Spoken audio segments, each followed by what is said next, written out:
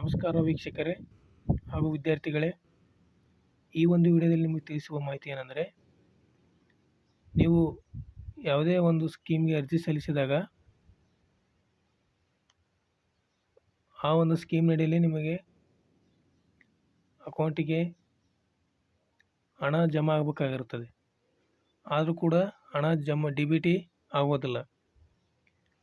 ಯಾಕೆ D B T ಆಗುವುದಿಲ್ಲ ಮತ್ತು ಡಿ ಬಿ ಟಿ ಆಗಲು ನಿಮ್ಮ ಒಂದು ಪ್ರತಿಯೊಂದು ಸ್ಕೀಮಿನ ಹಣ ನಿಮ್ಮ ಖಾತೆಗೆ ಜಮಾ ಆಗಲು ನೀವು ಏನು ಮಾಡಬೇಕು ಮತ್ತು ಅದನ್ನು ಆನ್ಲೈನಲ್ಲಿ ಸರಿಪಡಿಸುವುದು ಹೇಗೆ, ಯಾವುದೇ ಬ್ಯಾಂಕಿಗೆ ಭೇಟಿ ನೀಡದೆ ಎಂಬ ಒಂದು ಮಾಹಿತಿಯನ್ನು ಈ ಒಂದು ವಿಡಿಯೋದಲ್ಲಿ ನಿಮಗೆ ತಿಳಿಸಿಕೊಡುತ್ತೇನೆ. ಮೊದಲಿಗೆ ನೀವು ಆನ್ಲೈನಲ್ಲಿ NPCI ಅಂತೇಳಿ ಸರ್ಚ್ ಮಾಡಿದ ನಂತರ ಮೊದಲಿಗೆ ಏನು ಆಪ್ಷನ್ ಕಾಣಿಸುತ್ತಲ್ಲ ಆ ಒಂದು ಆಪ್ಷನ್ ಮೇಲೆ ಕ್ಲಿಕ್ ಮಾಡಿ. ಕ್ಲಿಕ್ ಮಾಡಿದ ನಂತರ ಈ ಥರ ಒಂದು ವೆಬ್ಸೈಟ್ ಓಪನ್ ಆಗುತ್ತೆ. ಇದರಲ್ಲಿ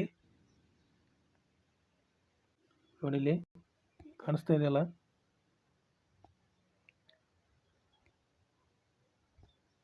ವಿಸಿಟ್ ಅವರ್ ನ್ಯೂ ವೆಬ್ಸೈಟ್ ಅಂತೇಳಿ ಈ ಒಂದು ಆಪ್ಷನ್ ಮೇಲೆ ಕ್ಲಿಕ್ ಮಾಡಿ.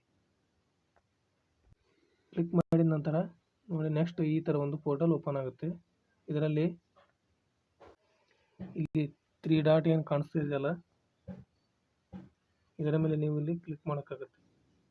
ಕ್ಲಿಕ್ ಮಾಡಿದ ನಂತರ ನೋಡಿ, ಈ ಥರ ಇಲ್ಲಿ ಕಸ್ಟಮರ್ ಅಂತ ಏನು ಆಪ್ಷನ್ ಕಾಣಿಸ್ತದಲ್ಲ, ಈ ಒಂದು ಆಪ್ಷನ್ ಮೇಲೆ ಕ್ಲಿಕ್ ಮಾಡಿ.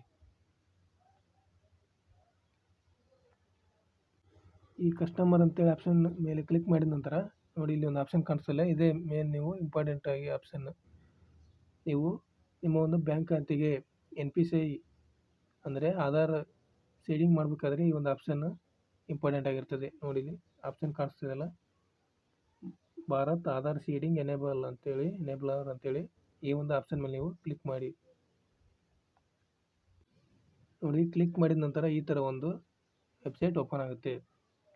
ನೋಡಿ, ಇಲ್ಲಿ ಲೆಫ್ಟ್ ಸೈಡ್ಗೆ ಅಂದರೆ ಎಡಗಡೆ ಏನು ಆಪ್ಷನ್ ಕಾಣಿಸ್ತಿದೆಯಲ್ಲ, ನೋಡಿ, Aadhaar seeding and D seeding ಅಂತೇಳಿ, ಆನಂತರ ಅಕೌಂಟ್ ಡೀಟೇಲ್ಸ್, ಆಮೇಲೆ ಆಧಾರ್ ಮ್ಯಾಪ್ ಸ್ಟೇಟಸ್ ಅಂತೇಳಿ ನೀವಿಲ್ಲಿ ನಿಮ್ಮ ಒಂದು ಖಾತೆಗೆ ಅಕೌಂಟನ್ನು ಅಂದರೆ ನಿಮ್ಮ ಒಂದು ಆಧಾರ್ ಅಕೌಂಟಿಗೆ ಆಧಾರ್ ನಂಬರನ್ನು ಲಿಂಕ್ ಮಾಡೋಕ್ಕಾಗುತ್ತದೆ.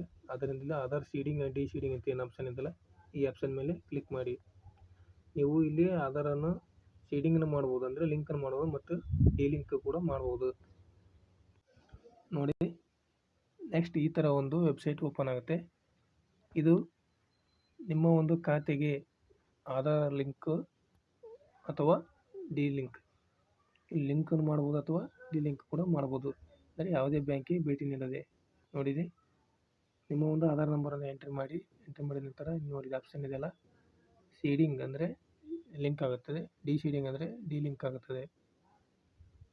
ಆನಂತರ ನೀವು ಯಾವ ಒಂದು ನಿಮ್ಮ ಬ್ಯಾಂಕ್ ಖಾತೆ ಇರುತ್ತೆ ಆ ಒಂದು ಬ್ಯಾಂಕನ್ನು ಇಲ್ಲಿ ಸೆಲೆಕ್ಟ್ ಮಾಡಿ, ಆನಂತರ ನಿಮ್ಮ ಒಂದು ಅಕೌಂಟ್ ನಂಬರನ್ನು ಎಂಟ್ರಿ ಮಾಡಿದ ನಂತರ ನಿಮ್ಮ ಒಂದು ಅಕೌಂಟ್ ನಂಬರನ್ನು ಕನ್ಫರ್ಮ್ ಮಾಡಿಕೊಳ್ಳಿ. ಕನ್ಫರ್ಮ್ ಮಾಡಿಕೊಂಡ ನಂತರ ಇಲ್ಲಿ ಈ ಬಾಕ್ಸಲ್ಲಿ ಕ್ಲಿಕ್ ಮಾಡಿದ ನಂತರ ಇಲ್ಲಿ ಕ್ಯಾಪ್ಸ್ ಕಾಣಿಸ್ತದಲ್ಲ, ಈ ಒಂದು ಕ್ಯಾಪ್ಸನ್ನು ಎಂಟ್ರಿ ಮಾಡಿದ ನಂತರ ಸಬ್ಮಿಟ್ ಅಂತ ಮಾಡಿ. ಸಬ್ಮಿಟ್ ಮಾಡಿದ ಮೇಲೆ ಯಾವುದೇ ನೀವು ಸ್ಕೀಮ್ಗೆ ಅರ್ಜಿ ಸಲ್ಲಿಸಿದಾಗ ನಿಮ್ಮ ಒಂದು ಖಾತೆಗೆ ಹಣ ಜಮಾ ಆಗುವುದಿದ್ದರೆ, ಸ್ಕಾಲರ್ಶಿಪ್ ಇರ್ಬೋದು, ಯಾವುದೇ ಬಿಲ್ಲಿಂದ ಇರ್ಬೋದು, ಗೌರ್ಮೆಂಟಿನ ಯಾವುದೇ ಸ್ಕೀಮಿನ ಅಡಿಯಲ್ಲಿ ಜಮಾ ಆಗುವುದಿದ್ದರೆ ಡಿ ಬಿ ಟಿ ಮೂಲಕ ನೇರವಾಗಿ ಜಮಾ ಆಗಬೇಕಾದ್ರೆ ಈ ಒಂದು ನಿಮ್ಮ ಒಂದು ಖಾತೆಗೆ ಆಧಾರ್ ಸೀಡಿಂಗ್ ಅಂದರೆ NPCI ಮಾಡೋದು ಅವಶ್ಯಕವಾಗಿರುತ್ತದೆ. ಈ ರೀತಿಯಾಗಿ ನಿಮ್ಮ ಒಂದು ಖಾತೆಗೆ NPCI ಮಾಡಿಕೊಳ್ಳಿ. Thank you for watching this video.